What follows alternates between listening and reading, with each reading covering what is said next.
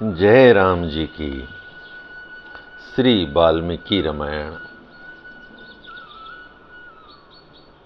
युद्ध कांड 19वां सर्ग।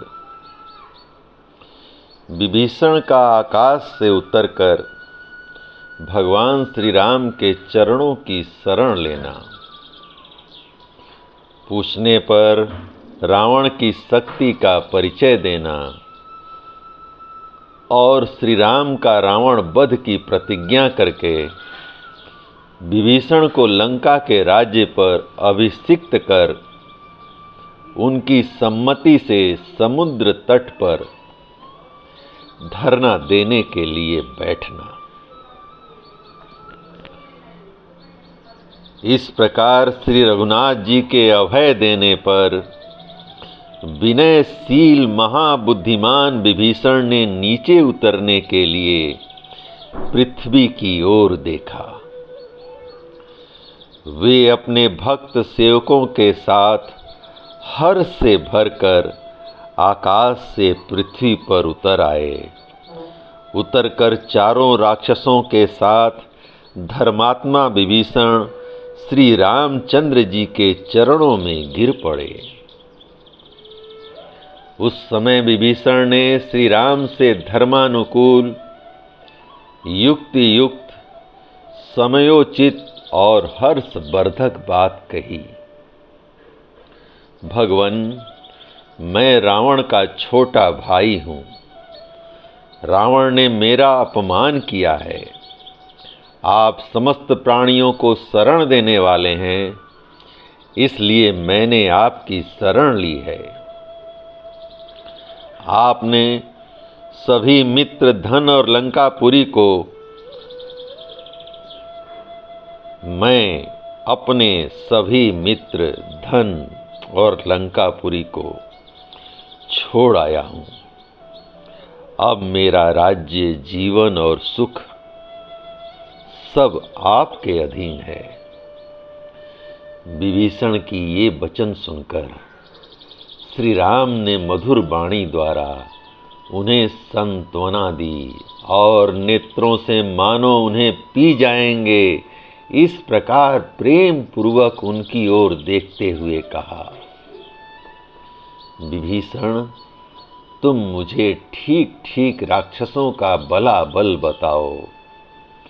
अनायास ही महान कर्म करने वाले श्री राम के ऐसा कहने पर राक्षस विभीषण ने रावण के संपूर्ण बल का परिचय देना आरंभ किया।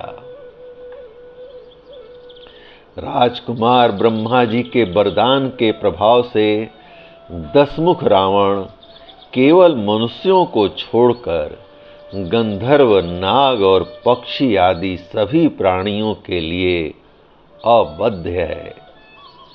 रावण से छोटा और मुझसे बड़ा जो मेरा भाई कुंभकर्ण है, वह महातेजस्वी और पराक्रमी है। युद्ध में वह इंद्र के समान बलशाली है।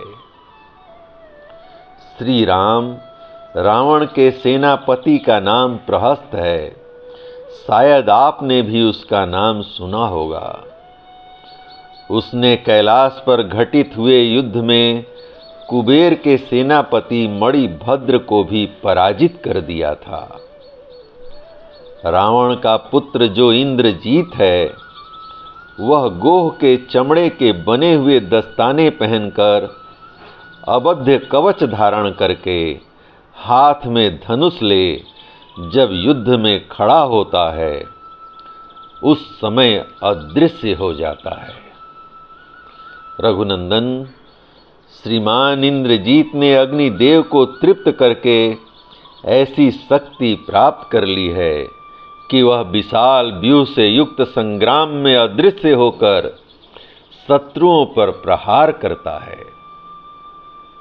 महोदर, महापार्श्व और अकंपन, ये तीनों राक्षस रावण के सेनापति हैं और युद्ध में लोकपालों के समान पराक्रम प्रकट करते हैं। लंका में रक्त और मांस का भोजन करने वाले और इच्छानुसार रूप धारण करने में समर्थ जो 10 कोटि सहस्त्र राक्षस निवास करते हैं, उन्हें साथ लेकर राजा रावण ने लोकपालों से युद्ध किया था। उस समय देवताओं सहित वे सब लोकपाल दुरात्मा रावण से पराजित हो भाग खड़े हुए। विभीषण की यह बात सुनकर रघुकुल तिलक श्री राम ने मन ही मन उन सब पर बारंबार विचार किया और कहा,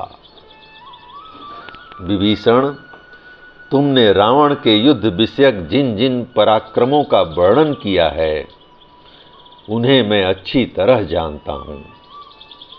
परंतु सुनो, मैं सच कहता हूं कि प्रहस्त और पुत्रों के सहित रावण का वध करके मैं तुम्हें लंका का राजा बनाऊंगा। रावण रसातल या पाताल में प्रवेश कर जाए अथवा पितामह ब्रह्मा जी के पास चला जाए, तो भी वह अब मेरे हाथों से जीवित नहीं छूट सकता। मैं अपने तीनों भाइयों की सौगंध खाकर कहता हूं कि युद्ध में पुत्र, भृत्यजन और बंधु बांधवों सहित रावण का वध किए बिना अयोध्यापुरी में प्रवेश नहीं करूंगा।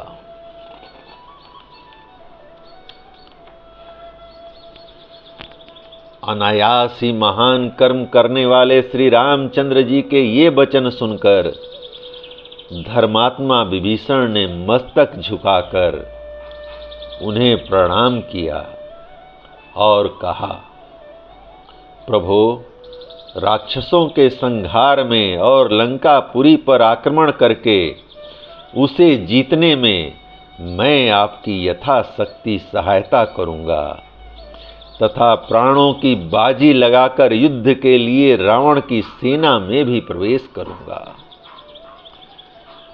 विभीषण के ऐसा कहने पर भगवान श्री राम ने उन्हें हृदय से लगा लिया और प्रसन्न होकर लक्ष्मण से कहा, दूसरों को मान देने वाले सुमित्रानंदन, तुम समुद्र से जल ले आओ और उसके द्वारा इन परम बुद्धिमान राक्षस राज विभीषण का लंका के राज्य पर शीघ्र ही अभिषेक कर दो।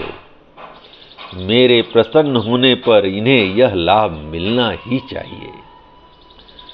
उनके ऐसा कहने पर सुमित्रा कुमार लक्ष्मण ने मुख्य बानरों के बीच महाराज श्री राम के आदेश से विभीषण का राक्षसों के राजा के पद पर अभिषेक कर दिया। भगवान श्री राम का यह तत्कालिक प्रसाद देखकर सब बानर हर्ष ध्वनि करने और महात्मा श्री राम को साधुवाद देने लगे। तत्पश्चात हनुमान और सुग्रीव ने विभीषण से पूछा, राक्षस राज, हम सब लोग इस अक्षोभ्य समुद्र को महाबली बानरों की सेनाओं के साथ किस प्रकार पार कर सकेंगे? जिस उपाय से हम सब लोग सेना सहित नदी और नदियों के स्वामी वरुणालय समुद्र के पार जा सकें, वह बताइए। उनके इस प्रकार पूछने पर धर्मात्मा विभीषण ने यूं उत्तर दिया, रघुवंशी, राजा श्री राम को समुद्र की शरण लेनी चाहिए। इस अपार महासागर को राजा सगर ने खुदवाया था।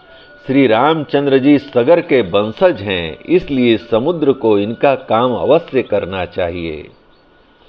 विद्वान राक्षस विभीषण के ऐसा कहने पर सुग्रीव उस स्थान पर आए जहां लक्ष्मण सहित श्री राम विद्यमान थे। वहां विशाल ग्रीवा वाले सुग्रीव ने समुद्र पर धरना देने के विषय में जो विभीषण का शुभ वचन था उसे कहना आरंभ किया। भगवान श्री राम स्वभाव से ही धर्मशील थे, अतः उन्हें भी विभीषण की यह बात बहुत अच्छी लगी। वे महातेजस्वी रघुनाथ जी लक्ष्मण सहित कार्य दक्ष वानर राज सुग्रीव का सत्कार करते हुए मुस्कुराकर बोले, लक्ष्मण, विभीषण की यह सम्मति मुझे भी अच्छी लगती है, परंतु सुग्रीव राजनीति के बड़े पंडित हैं और तुम भी समयोचित सलाह देने में सदा ही कुशल हो। इसलिए तुम दोनों प्रस्तुत कार्य पर अच्छी तरह विचार करके जो ठीक जान पड़े वह बताओ।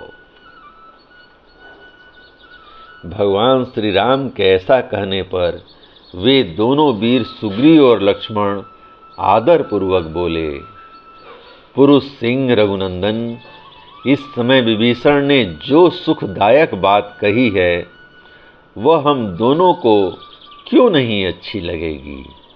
इस भयंकर समुद्र में पुल बांधे बिना इंद्र सहित देवता और असुर भी इधर से लंकापुरी में नहीं पहुंच सकते।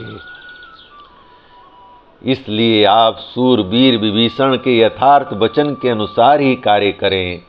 अब अधिक विलंब करना ठीक नहीं है। इस समुद्र से यह अनुरोध किया जाए कि वह हमारी सहायता करे, जिससे हम सेना के साथ रावण पालित लंकापुरी में पहुंच सकें।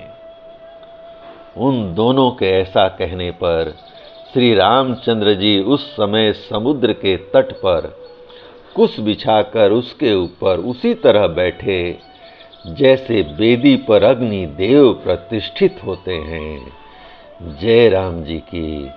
इस प्रकार श्री वाल्मीकि निर्मित आर्ष रामायण आदि काव्य के युद्ध कांड का 19वां सर्ग प्रभु श्री राम की कृपा से पूर्ण हुआ। जय राम जी की।